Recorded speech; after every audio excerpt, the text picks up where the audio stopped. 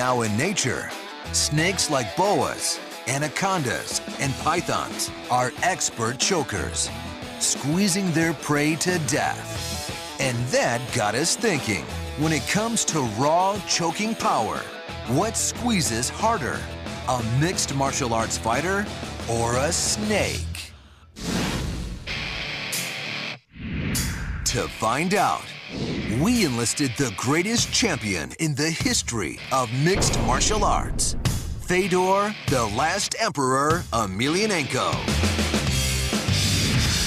He's a 230-pound heavyweight, and he's won nearly half his fights by choking his opponents out.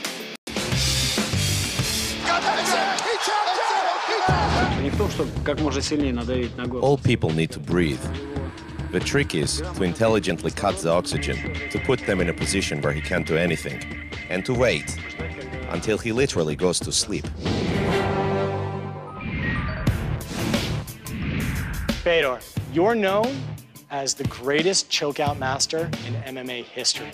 So what we want to do is to measure the amount of force that you could apply if you didn't have to worry about injuring an actual opponent. How do we have this dummy censored up?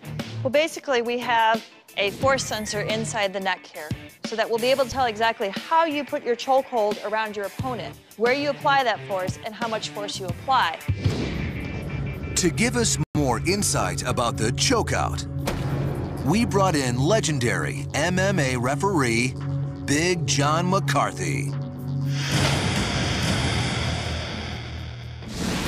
What the person is doing is they're actually taking their arm, bringing it all the way across. They're going to be taking their hand, placing their hand to their bicep.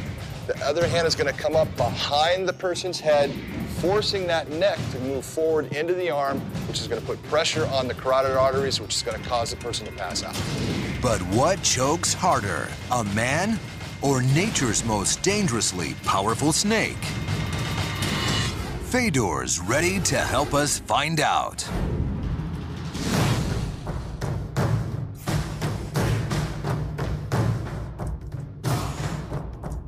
Cindy, you ready? Ready. Fedor, you ready? Yeah. Here we go.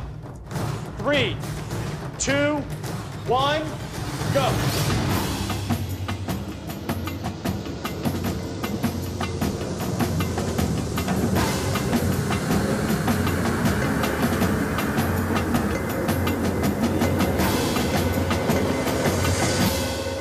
After 10 seconds, the data's in, and the results are staggering. Wow. So when we're looking at Fedor's results from the chokehold on the dummy, in all total, he was at about 500 pounds of force. He kind of ramped up to that, and then he held it steady for the whole 10 seconds, which was really pretty amazing. 500 pounds of force. That's like being squeezed by an Alaskan brown bear for 10 seconds. In an MMA match, the ref stops the bout the instant a fighter taps out or goes unconscious. But were Fedor to continue choking with that 500 pounds of force on a real person, it could be deadly. Here's an inside look at Fedor's ultimate chokeout. As the arms cinch up, the choke closes the carotid artery, blocking blood flow to the brain. It takes only 150 pounds of pressure to crush the trachea. So Fedor's 500 pounds would be more than enough to devastate the windpipe. And in the worst-case scenario, if Fedor were to torque the rear of the neck, the strain could sever the spinal cord.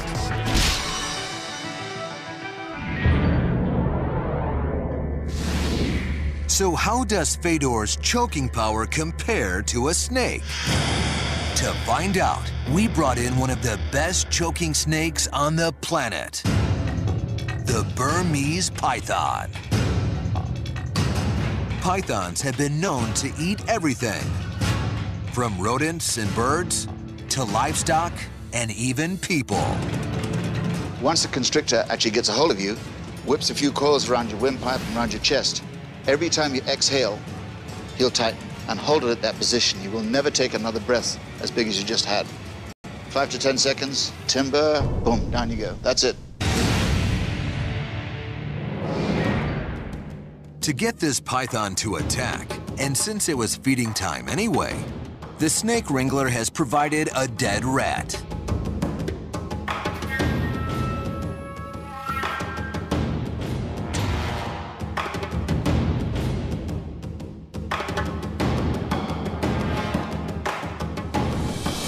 Grab a hold. Oh! Whoa! Whoa! Okay. Okay, put pressure on. Yeah, yep, it's fine. You getting pressure? Yeah. Oh my God, look at that. Okay. Wow. Look at how it's just tightening up. And you notice he's around both the throat and the carotid artery, so he's going to go out. Okay. It's done. I can't collect anymore anyway. Wow. That was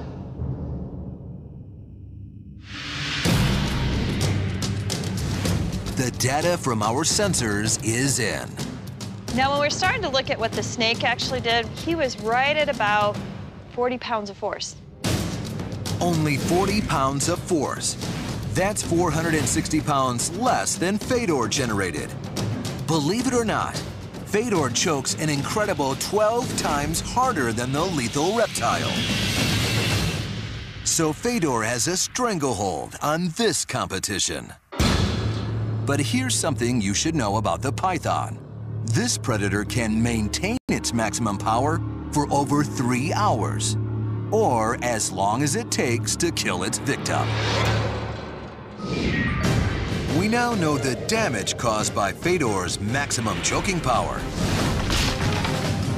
But there's still one piece of data missing.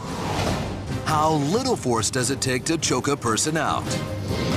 To test that, we had to find a different kind of dummy altogether. The things I do for science. Oh, you got me. Oh my God. Wait.